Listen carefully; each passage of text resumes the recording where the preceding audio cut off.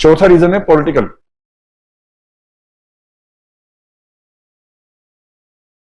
क्या चीज? हाँ, पॉवर्टी का मतलब वो भी होता है कि जब पैसे कम हैं, तो पहला पॉइंट पॉवर्टी था ना, उसमें आप लेस सैलरी कर सकते हैं। पॉलिटिकल फैक्टर्स हमारी कंट्री में क्या है जो करप्शन को डेवलप करते हैं, and political factors are the very important factors, if not the most important. सबसे पहला फैक्टर क्या है? इलेक्टोरल पॉलिटिक्स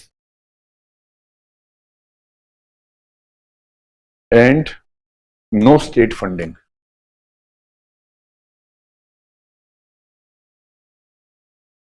करप्शन की गंगोत्री समझनी हो अगर, you know what is Gangotri? यहां से गंगा निकलती है। कहां से करप्शन शुरू होता है अगर समझना हो तो वो ये खेल है।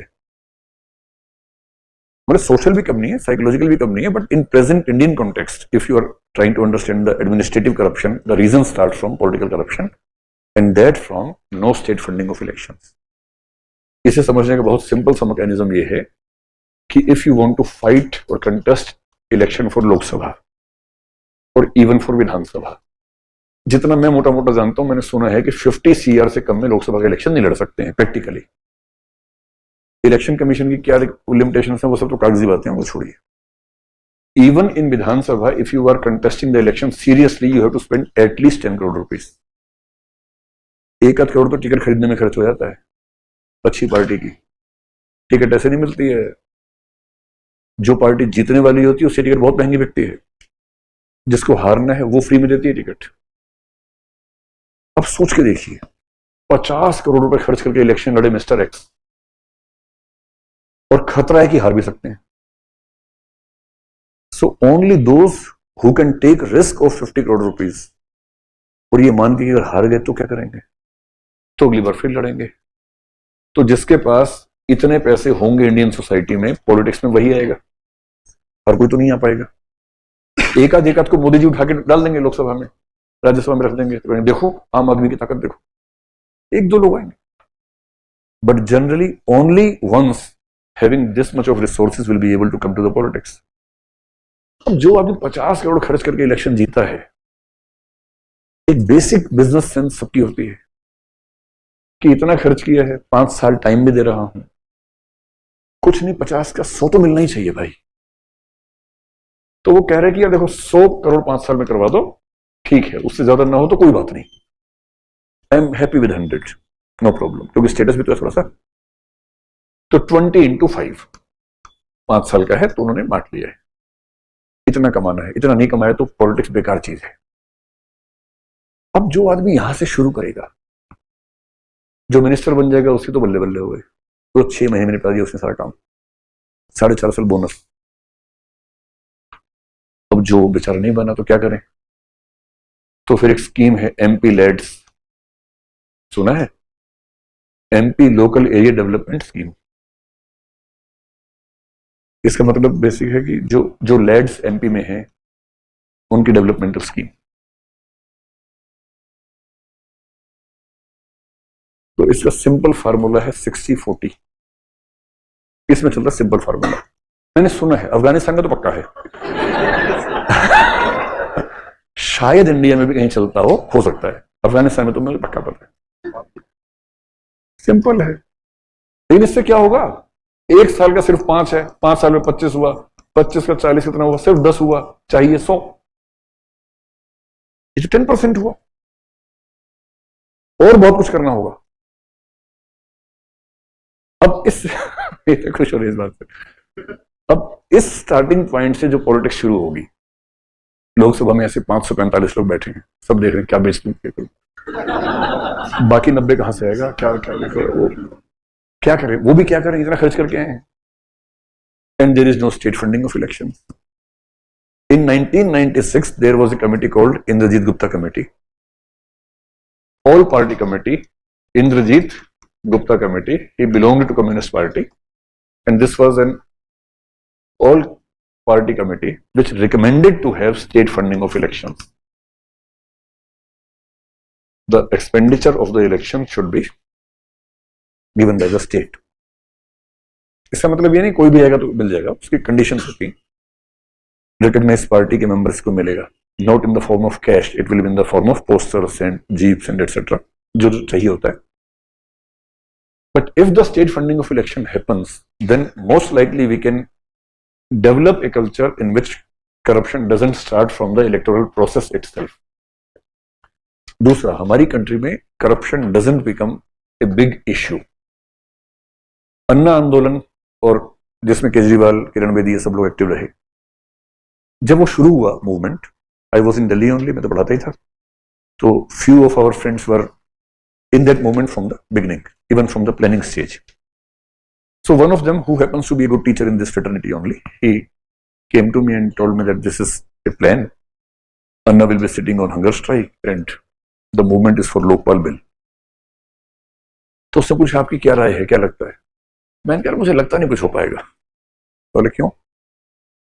इंडियन सोसाइटी को ना करप्शन जैसे मुद्दे पर बहुत इकट्ठा होते हुए देखा नहीं कभी.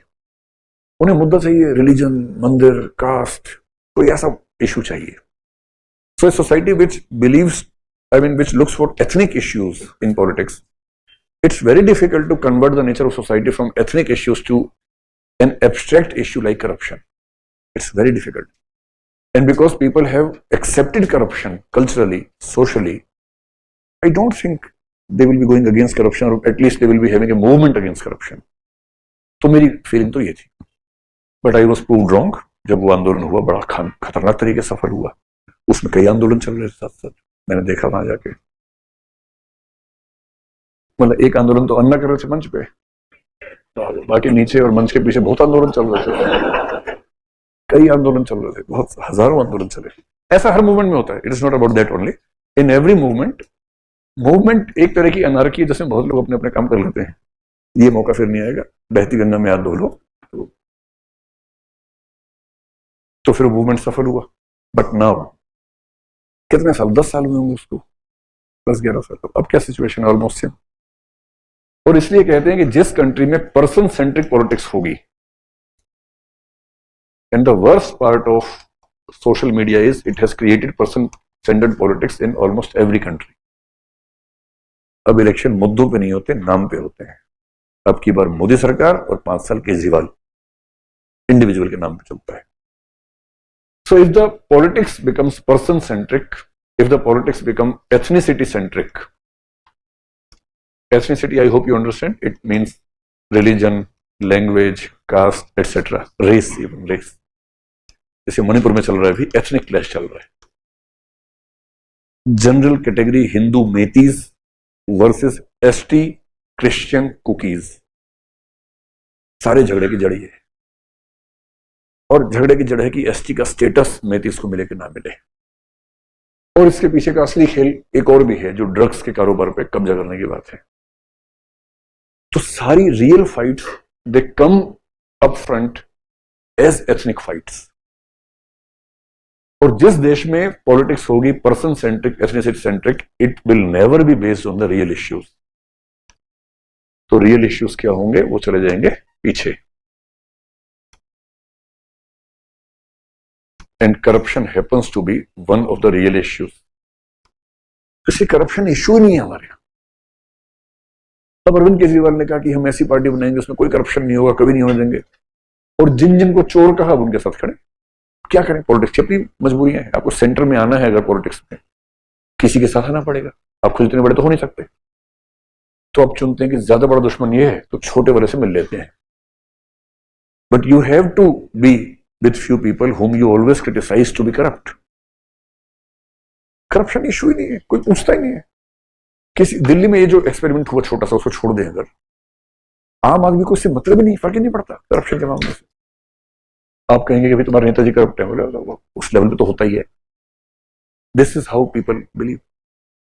And that is why some people say we are democratic in the name of the system. Basically we believe in monarchy. And that is why every time नेता का बेटा विल बिकम नेता.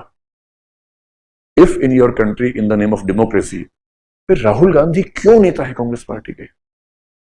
द ओनली और the main reason is he is the son of Rajiv Gandhi.